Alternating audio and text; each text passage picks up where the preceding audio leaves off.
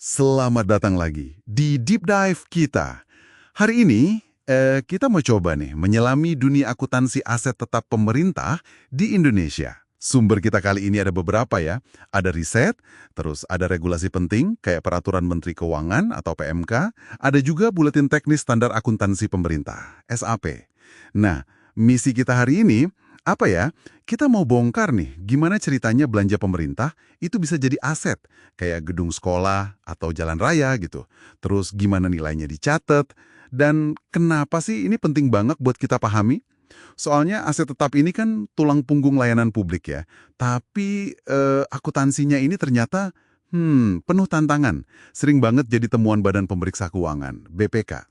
Yuk kita bedah bareng-bareng. Oke, kita mulai dari yang paling dasar dulu kali ya. Sebenarnya aset tetap pemerintah itu apa sih? Terus apa bedanya sama, katakanlah, pengeluaran rutin kantor biasa kayak beli ATK gitu? Nah, kalau lihat di PMK 231 tahun 2022, aset tetap itu pertama harus berwujud, terus masa manfaatnya lebih dari 12 bulan, setahun lah ya. Dipakainya juga buat operasional pemerintah atau untuk publik. Dan penting nih, bukan buat dijual lagi. Ini kan jelas beda banget sama belanja barang atau jasa yang habis pakai dalam setahun. Kayak beli kertas, tinta gitu kan. Kenapa sih membedakan ini krusial banget? Ya karena kalau salah klasifikasi, salah catat, bisa kacau nanti gambaran nilai aset di neraca pemerintah. Analisis kinerjanya juga jadi nggak pas. Nah, BPK tuh sering banget nemuin masalah di sini. Well, dipakai buat operasional, itu dasar banget. Tapi ada dua syarat lagi nih yang sangat krusial dan sering jadi tantangan di lapangan. Pertama, biaya perolehannya itu harus bisa diukur dengan andal, bisa dihitung gitu, angkanya jelas. Kedua, aset itu harus bisa ngasih manfaat ekonomi atau potensi jasa di masa depan. Nah, bagian pengukuran andal ini nih yang sering bikin agak rumit ya. Apalagi buat aset yang udah tua atau aset warisan. Atau mungkin dapat dari hibah tapi nggak ada catatan biayanya yang jelas. Gimana coba ngitung biaya perolehan jalan yang dibangun zaman kolonial misalnya? Susah kan? Nah, kalau nggak bisa diukur dengan andal, akibatnya apa? Ya bisa jadi aset fisiknya ada, megah berdiri, tapi nggak tercatat di neraca. Nilai aset pemerintah jadi kelihatan lebih rendah dari yang seharusnya. Istilahnya itu understated. Wah, menarik tuh soal pengukuran yang andal. Jadi, katakanlah sebuah aset udah lolos nih kriteria pengakuan tadi. Terus nilainya ditentuin gimana? Prinsip utamanya kan pakai biaya perolehan ya. Maksudnya semua pengeluaran sampai aset itu siap dipakai. Mulai dari harga belinya, ongkos kirim kalau ada, biaya pasang, mungkin biaya konsultan juga. Betul, itu prinsip dasarnya biaya perolehan. Tapi, nah ini, kalau biaya perolehan itu nggak bisa didapetin secara andal, nggak ada datanya, baru deh kita pakai alternatif lain, yaitu nilai wajar. Nilai wajar itu ya perkiraan harga pasar lah kalau aset itu dijual atau dibeli saat ini. Oke, terus ada juga kebijakan yang menarik nih, soal nilai satuan minimum kapitalisasi. Ini semacam batas harga minimal gitu ya, biar bisa dicatat sebagai aset. Iya, betul.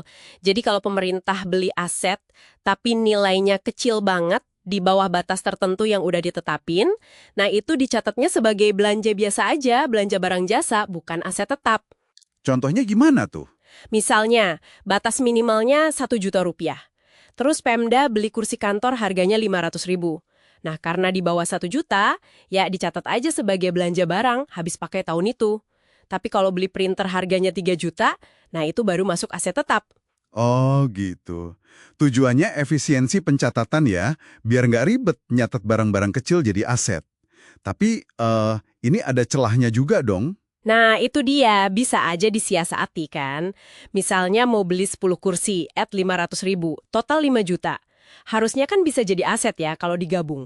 Tapi bisa aja pengadaannya dipecah jadi beberapa kali beli, biar nilainya di bawah 1 juta terus. Wah, iya juga ya. Akibatnya apa? Ya, sama kayak tadi, nilai aset di neraca bisa jadi understated lagi. Kelihatan lebih kecil dari seharusnya karena banyak aset kecil yang nggak tercatat. Iya iya. Tapi katanya ada pengecualian ya untuk tanah dan infrastruktur, kayak jalan, irigasi. Betul sekali. Untungnya untuk tanah, terus juga jalan, irigasi, dan jaringan, JIJ, itu dikecualikan dari aturan nilai minimum ini. Berapapun nilainya, selama memenuhi kriteria aset tetap lainnya, ya harus dicatat sebagai aset. Nggak peduli biayanya kecil atau besar. Oke, paham. Kompleksitasnya nggak berhenti di situ ya ternyata.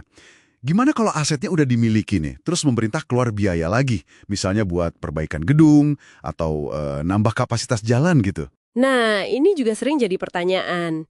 Kapan biaya yang dikeluarkan setelah aset dimiliki itu bisa nambah nilai asetnya di neraca, capital expenditure atau belanja modal, dan kapan dia cuma dianggap sebagai biaya operasional biasa, revenue expenditure atau belanja barang jasa. Apakah pengeluaran itu secara signifikan nambah masa manfaat si aset, atau nambah kapasitasnya, atau mungkin nambah kualitasnya, atau volumenya?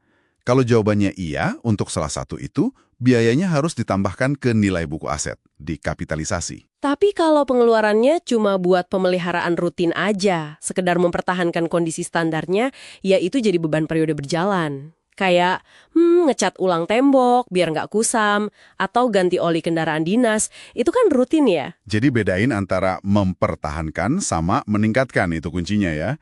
Tapi kayaknya batasannya sering abu-abu gitu ya. Butuh judgement atau pertimbangan khusus. Betul banget. Batasan antara mempertahankan kondisi standar sama meningkatkan secara signifikan ini seringkali tipis.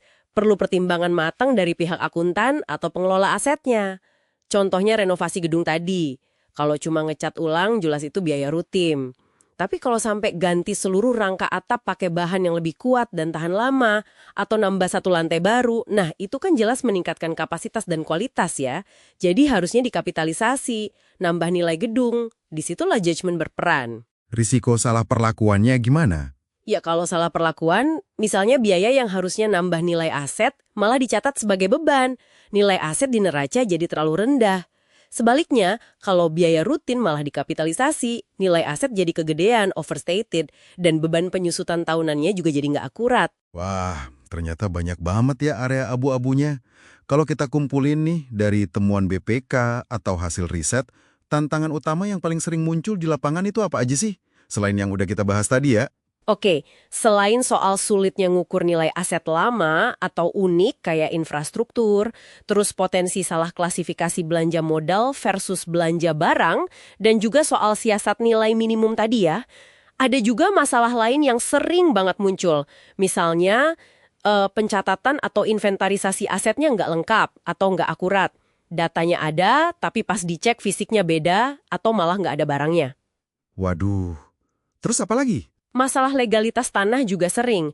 Banyak tanah milik pemerintah yang belum bersertifikat atau malah masih dalam sengketa. Gimana mau dicatat dengan benar kalau status hukumnya aja belum jelas kan? Iya juga ya. Formasi manajemen asetnya. Mungkin sistemnya udah ada, tapi belum optimal atau SDM yang ngelolanya kurang paham. Banyak faktornya. Jadi ini semua nunjukin ya kalau akuntansi aset yang bener itu bukan cuma soal teknis ngitung angka aja ya, tapi nyambung banget ke tata kelola aset secara keseluruhan. Tepat sekali. Ini cerminan gimana pemerintah ngelola aset publik. Dari mulai perencanaan butuhnya apa, terus pengadaannya gimana, pemeliharaannya, sampai nanti kalau udah nggak dipakai gimana penghapusannya. Semuanya harus terkelola dengan baik biar pencatatannya juga baik. Oke, jadi kalau ditarik benang merahnya nih, Ya, jadi intinya gini, akuntansi aset tetap pemerintah ini bukan sekedar rutinitas nyatet angka di laporan keuangan gitu aja. Tapi ini adalah cerminan gimana pemerintah itu mengelola sumber daya yang sangat vital buat kita semua. Jalan, jembatan, gedung sekolah, rumah sakit, itu kan penyil banget.